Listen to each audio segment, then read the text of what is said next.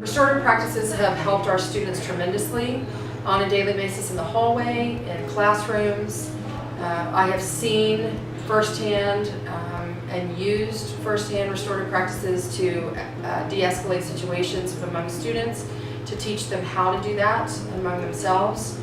I'm a huge proponent of restorative practices and believe that we should have this type of program within all of our schools. It's giving teachers an alternative to punitive actions, and so it's really, whereas teachers would have resorted straight to a PPR or maybe sending the student to the office or whatever the case may be, they try and consult the restorative practice, the claimant team, and say, hey, I have a kid I'm disturbed with, can we bring this kid in and maybe have a tier 1 or tier 2 meeting to help come to an understanding to make our relationships better. So I think the way that it's improved has been students having the opportunity to make things right.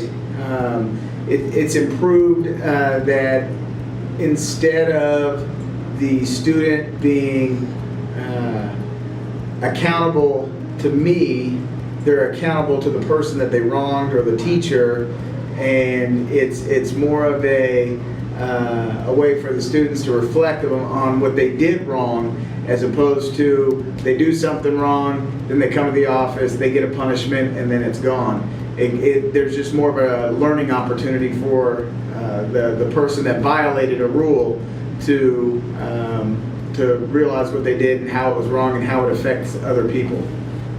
I think restorative practices help teach our staff and also giving students more tools that they can use to help resolve lots of different situation scenarios that kids might find themselves in, and then also those skills can be used to prevent things from happening. I've noticed that the students that go through it have a better understanding of why they did something wrong and why someone else is upset, and they can then build their friendships again rather than staying angry and fighting with each other.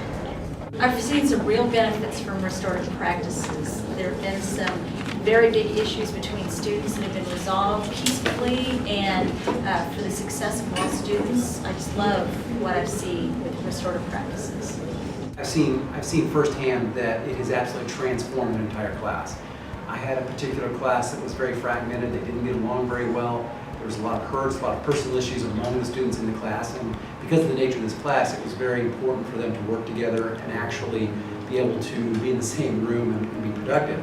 So I started initiating circles, and it was transformative. As far as, they went from being extremely angry at one another to, over time, starting to soften, and eventually they got to the point where they now, when you ask this group of kids, what are we, they'll respond, we're a family.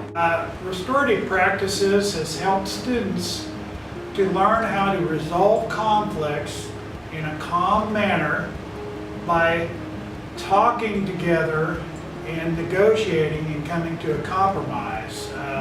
We either do that either by class within having the talking circle within the class or on an individual basis, and I think it's a very good program.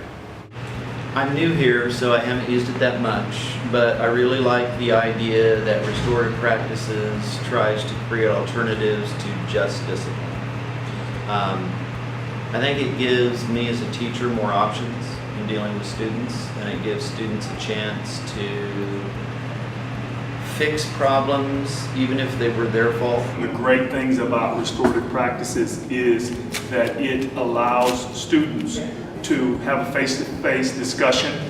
It allows them to share their feelings with other students, and it also allows them to repair any harm that they've done to other students or that has been done to them.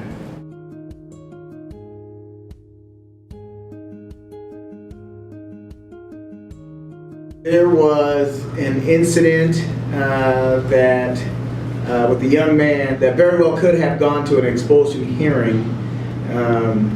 After a restorative practice, we were able to get that student to get on board with what we're trying to do at West High School, and it was a learning experience for that student. And since that event, we haven't had another discipline issue remotely close to what happened with that young man. And he's actually, a year later, really starting to become a leader in the building. Last year we had 2 young men who were having issues, and it was leading to an expulsion, and we're able to use restorative practices with those students. They were able to resolve their differences, and it was really exciting then to be at Century 2 for graduation, to see one of the 2 young men who was a senior, the other student was a junior, but to see that student walk across the stage, shake hands, and get that diploma, whereas in the past, you know, we might have lost that kid. Would have been last year with a class that was having trouble with staying on task, and how they realized other students' feelings were important and they wanted the class to be under control.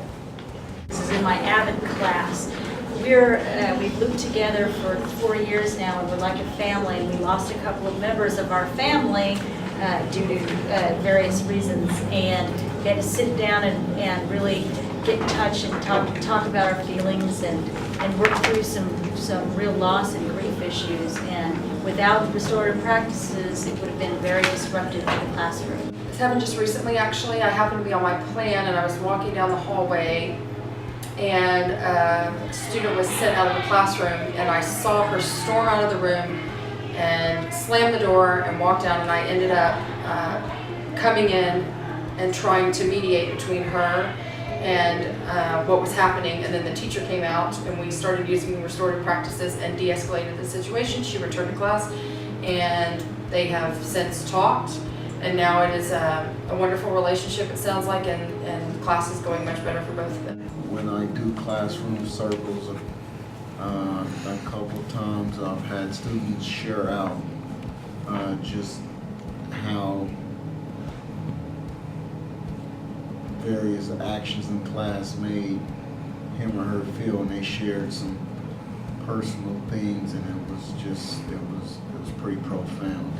One particular circle I had, it was probably maybe 2 or 3 circles into, in this particular instance, this class started, it's almost like they turned a corner at the same time. They started to all feel very comfortable with the class, and so it was the time they decided they're going to really let out some of their issues that needed to be healed. And it was profound. I mean, I don't think there wasn't a dry eye in the room. You know, we had the class was probably mid to upper teens, and literally every one of us was in tears. But the interesting thing was, it was tears of empathy. Watching how some of the kids are starting to correct themselves on conflicts with each other. Probably I worked with 2 students in one of my English 3 classes, and I've never been a teacher who's let people listen to music before. And because of the conversation that I had with those 2 students and Mr. Simon, I chose to let it happen. Pretty violent physical altercation that happened with a few of our students this year, and we had a restorative practices conference with the classroom and the teacher, with the students separately with their families, and I think it really helped enhance some understandings. It was kind of an old beef from middle school. It also helped us to move on from the issues that they had and move forward. I had a student last year who I decided she had some control issues with her temper, and I didn't have her personally as a student, but she was going to be in my class this year to be able to go shadowing, and we had a very good one-on-one meeting. And I decided, after discussing the problems with her, to give her another chance. And she has done a beautiful job this year in health science, and she will probably be able to shadow.